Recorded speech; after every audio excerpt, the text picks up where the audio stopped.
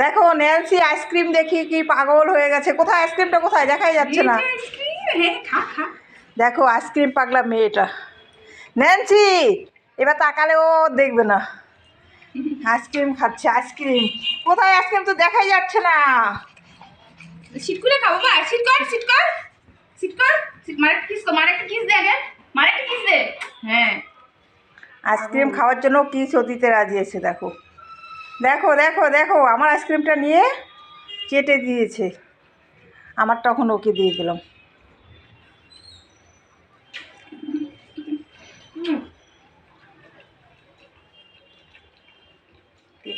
শেষ তো শেষ।